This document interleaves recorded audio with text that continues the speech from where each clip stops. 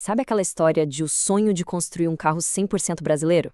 Pois é, essa é uma história de pura inovação, de muita ambição, que acabou batendo de frente com a realidade econômica de um Brasil que estava mudando completamente. Essa é a história da Gurgel. E imagina só, você tá lá, em 1949, apresentando o seu projeto de formatura e o professor vira e fala uma dessas.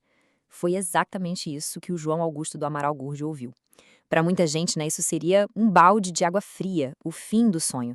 Mas para ele, isso foi a gasolina que ele precisava. É isso mesmo. Contra tudo e contra todos, o Gurgel não só, ignorou o conselho, como transformou aquilo na missão da vida dele. Provar que o Brasil não só podia, como devia sim fabricar os próprios carros. Então, vamos mergulhar nessa história para entender como é que um projeto de faculdade virou uma das indústrias nacionais mais emblemáticas que a gente já teve. Tudo começa, claro, com a determinação de um homem. Olha, a trajetória dele foi muito bem pensada. Assim que ele se formou, para onde ele foi? Para os Estados Unidos aprender com os gigantes, né? GM, Ford. Lá ele absorveu tudo que podia, principalmente sobre novos materiais, como plástico reforçado. Aí, de volta ao Brasil, em 1969, ele funda a Gurgel Motores. E o primeiro veículo, o Ipanema, já chegou mostrando a que veio. Um bug super robusto, com mecânica Volkswagen, que era fácil de manter, mas com aquele DNA de resistência, sabe? Feito para as nossas estradas. O Gurgel era esperto. Ele sabia que não dava para competir com as multinacionais no volume de produção. Então, qual foi a aposta? Foi na inteligência, na inovação. Foi criar tecnologias próprias para resolver problemas que eram, bem, muito nossos, muito brasileiros. E aqui, gente, está uma das maiores genialidades da Gurgel, o Plastil. Pensem comigo, um chassi que misturava a rigidez do aço com a leveza e, o mais importante, a resistência à ferrugem da fibra de vidro. Pensa bem, num país como o nosso, cheio de praia, de maresia e com estradas de todo tipo, isso era simplesmente revolucionário. A Gurgel confiava tanto na ideia que dava uma garantia de 100 mil quilômetros contra a ferrugem. Ninguém fazia isso na época. E a outra sacada genial era o Select Traction. A simplicidade disso aqui é incrível. Os carros da Gurgel eram 4x2, mas precisavam encarar terra, lama, precisavam de capacidade off-road. A solução? 2 alavancas de freio de mão, uma para cada roda traseira. Então, imagina a cena. Uma roda atolou na lama e está patinando. O que o motorista fazia? Puxava a alavanca daquela roda. E pronto, a força do motor ia toda para outra roda, a que tinha aderência. Era tipo um 4x4 manual, sabe? Barato e super eficaz. Pura engenharia criativa para resolver um problema bem real. Bom, e com essas tecnologias, nasceram os verdadeiros ícones da marca, né? O Chavante, o X12, o X15, depois veio o Carajás. Eram utilitários mesmo, design super funcional, zero luxo, mas quase indestrutíveis. Eles caíram no gosto de quem precisava de um carro valente para o dia a dia e também, olha que interessante, viraram veículos padrão do Exército Brasileiro. E isso, claro, deu um impulso gigantesco para a produção da fábrica. Com o sucesso desses utilitários, a Gurgel ganhou confiança para sonhar ainda mais alto. Aí a gente entra nos anos 80, que foi sem dúvida a década dos projetos mais visionários, mais ousados da empresa. E só para ter uma ideia do quanto João Gurgel estava à frente do seu tempo.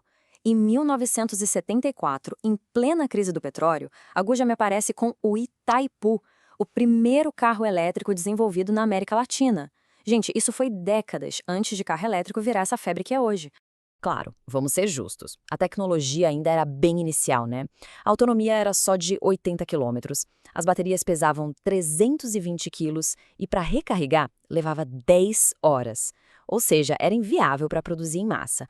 Mas como conceito, como uma prova de que a gente consegue fazer, foi um marco absoluto. Mas olha, o projeto elétrico foi só um gostinho da ambição real. O grande, o maior sonho do Gurgel era outro: criar um carro popular que todo mundo pudesse comprar e, o mais importante de tudo, com tecnologia 100% brasileira. O nome do projeto? Sena, de Carro Econômico Nacional. E para tirar esse sonho do papel, foi preciso criar tudo do zero. A Gurgel desenvolveu o próprio motor, o Enertron, que era um motorzinho de 2 cilindros, pequeno e bem eficiente. Ah, um detalhe, o nome Senna teve que ser trocado por causa de uma disputa com a família do Ayrton Senna. E aí o carro foi lançado como BR-800. Mas o ponto-chave de toda essa história foi como financiar isso tudo. Aí veio outra sacada de mestre, dessa vez no marketing. Com essa chamada, a Gurgel fez algo inédito. Para comprar um dos primeiros BR-800, a pessoa tinha que comprar também um lote de ações da empresa. A ideia era genial: capitalizar a fábrica com o dinheiro dos próprios clientes. E não é que deu certo, cerca de 8.000 brasileiros toparam a ideia, viraram sócios proprietários e ajudaram a financiar o primeiro carro genuinamente brasileiro. Então, a Gurgel entra nos anos 90 no auge da sua forma. Tinha um carro nacional rodando nas ruas, tinha o apoio de milhares de acionistas, parecia que nada podia dar errado. Só que o cenário político e econômico do Brasil estava prestes a virar de cabeça para baixo. E foi de repente. Pois é, o governo Collor chegou com uma abertura econômica radical. Antes, o nosso mercado era todo fechadinho, o que protegia a indústria nacional. De uma hora para outra, importações liberadas. E para piorar, sabe aquele benefício fiscal do IPI reduzido, que era o grande trunfo do BR-800? O governo estendeu esse benefício para todas as montadoras que fizessem carros com motor 1000. Resumindo, a Gurgel perdeu a sua maior vantagem da noite para o dia. A Fiat, que não é boba nem nada, agiu muito rápido e lançou o Uno Mille. Ele era mais espaçoso, mais potente que o BR-800 e agora com um preço bem parecido. Ao mesmo tempo, começaram a chegar carros importados baratos, tipo o Lada Niva, aquele Jeep russo super robusto, que custava menos que os Jeeps da Gurgel, que eram, lembrando, a principal fonte de dinheiro da empresa. A concorrência, de repente, ficou simplesmente brutal. E a interpretação de tudo isso, até hoje, divide opiniões. De um lado, tem a visão de que essa abertura de mercado, por mais dura que tenha sido, era necessária. A gente precisava modernizar a frota de carros do Brasil, oferecer produtos melhores para as pessoas. Do outro lado, existe uma perspectiva mais nacionalista, defendida por fontes como o jornal A Nova Democracia, que diz que tudo isso foi um projeto para deliberadamente sufocar a indústria nacional. A verdade, como quase sempre, talvez esteja aí no meio do caminho. Então, o cenário era esse. Pressionada por todos os lados, sem dinheiro para competir com os gigantes do mundo, e agora sem a proteção do governo, aquela empresa que era o símbolo do sonho industrial brasileiro começou a desmoronar. E a queda foi muito, muito rápida. Sem a venda dos jipes, a principal fonte de receita simplesmente secou. Eles ainda tentaram conseguir novos financiamentos do governo, mas não rolou. Em 1993, a empresa pediu concordata e no ano seguinte, em 94, a falência foi decretada. E o João Gurgel, já com a saúde bem debilitada pelo mal de Alzheimer, viu o sonho da vida inteira dele chegar ao fim. As imagens da fábrica abandonada lá em Rio Claro são de cortar o coração, sabe? Você vê as carrocerias pela metade, os protótipos cobertos de poeira. Parece que tudo congelou no tempo, como um monumento silencioso de uma ambição que foi interrompida bem no meio do caminho. Ainda assim, o legado não foi pequeno, não. Ao longo dos seus 27 anos de história, a Gurgel produziu cerca de 40.000 veículos. É um número que prova que a empresa não foi só um sonho, não. Foi uma realidade. Uma indústria de verdade, concreta, que produziu e muito. E tudo isso leva a gente para uma reflexão final, né?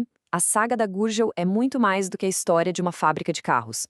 É um baita estudo de caso sobre inovação, sobre nacionalismo e sobre as forças econômicas e políticas tão complexas que moldam o país. A pergunta que fica no ar é: foi um sonho visionário que não soube se adaptar à realidade?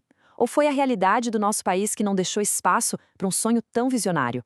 A resposta, quem sabe, diz muito sobre o Brasil até hoje.